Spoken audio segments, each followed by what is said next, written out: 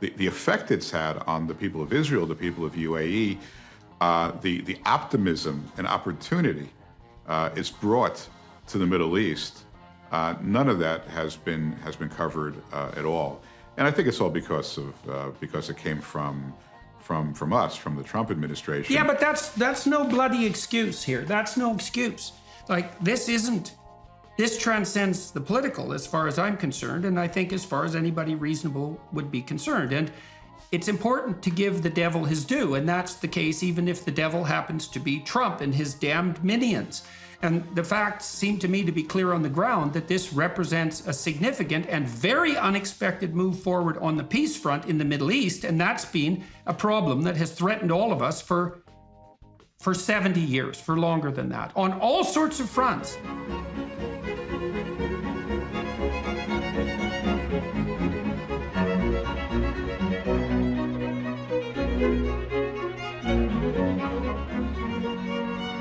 Hello, everyone. It's my great pleasure and privilege to have with me today Ambassador David Friedman.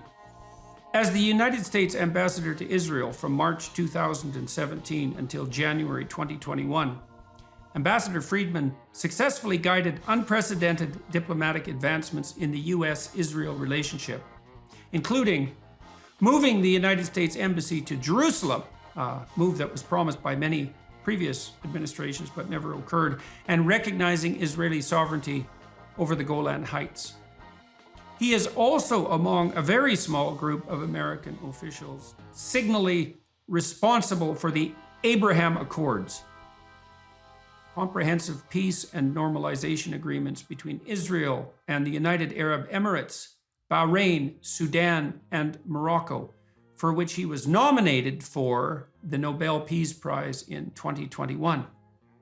Ambassador Friedman was recognized in each of the past 5 years by the Jerusalem Post as one of the 50 most influential Jews in the world, coming in first in 2020. He also was named one of the 20 most impactful persons of the past decade by the Jewish Telegraphic Agency. Ambassador Friedman was honored by President Trump with the rare National Security Medal in September 2020, and by the U.S. Joint Chiefs of Staff with the Meritorious Civilian Service Medal in April 2019. He has received numerous other honors, recognitions, and awards, including honorary doctorates from Yeshiva University in New York and Ariel University in the Shomron. On February 8th, 2022, HarperCollins published Ambassador Friedman's memoir, Sledgehammer: How Breaking with the Past Brought Peace to the Middle East. In its first week, Sledgehammer broke sales records for a book on the state of Israel. Ambassador Friedman is also the founder of the Friedman Center for Peace Through Strength, which works to build upon the ambassador's achievements in strengthening the U.S.-Israel relationship. Welcome, Ambassador Friedman. David, it's a pleasure to talk to you. I'm very pleased that you're willing to share what you've done with me and my audience, and welcome to the discussion.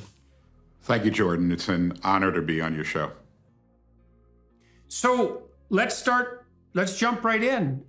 Let's start with an overview of the Abraham Accords. And I'm sure that my ignorance is shared by many people. We can start right from the beginning. What did you do and why, and what does it mean? Well, the Abraham Accords is a series of agreements between Israel, 4 Muslim countries. If you add Kosovo and Europe, it's actually 5 Muslim countries. And, people have heard for years, for decades, about the Arab-Israeli conflict, the most intractable, if you will, of all the conflicts. And, there was some progress made in the 1970s with Egypt, and then in 1994 with Jordan. And that was it, 25 years, and there was no progress. And you had the Arab League consisting of about 22 countries that reflexively would oppose Israel, not just at the United Nations, but in every diplomatic attempt made by the United States. So the United States accepted this conventional wisdom that had been around for 50 years, that until Israel made progress with the Palestinians, there could be no progress among any other of the Arab nations, which was, in many respects, counterintuitive. We proved it to be flat out wrong. And as a result, the Middle East remained a very dangerous place with really no opportunities for any advancement, notwithstanding the fact there are more than 20 Arab countries, all with different issues, different populations, different concerns. We knew that Israel and some of these countries already had covert contacts. We knew that most of these countries didn't hate Israel.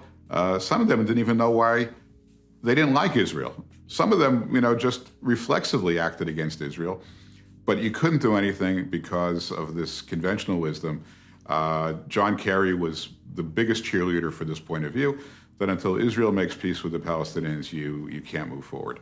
And, when we came into office in 2017, we were given a mandate from President Trump to try to bring some greater modicum of peace to the Middle East. And what we recognized was that virtually everything that was in the playbook of the State Department for the past 50 years was just wrong. It was just wrong. It was stale. It had done nothing but increase the misery of the peoples living in the region. And we started to take a different tack. And there's lots of pieces to that, and I'm happy to go through them as you like me to. But we basically just changed all the rules of the game. Okay, so what accounts for this remarkable intransigence on this front lasting 50 years? The evidence for the validity of your viewpoint is that when you challenged this presumption, and you said the central presumption was there was no movement possible on the Arab-Israeli front, or let's say on the Muslim-Israeli front, maybe to broaden it to some degree if that's not appropriate, there was no progress possible on that without movement in relationship to peace with the Palestinians. And so that was accepted dogma, and it put things into stasis for 5 decades. Now, you pointed out that the countries that are relevant to such an agreement are diverse and share a very diverse range of opinions, let's say, towards Israel. And so why was this accepted dogma on the State Department's part? And why was that accepted in some sense without question by presidents other than Trump until recently? I mean, this is the biggest peace issue in the world and has been since I've been alive, I would say, with the possible exception of the constant clamoring on the Cold War front. So how do you account for this? Well, I found it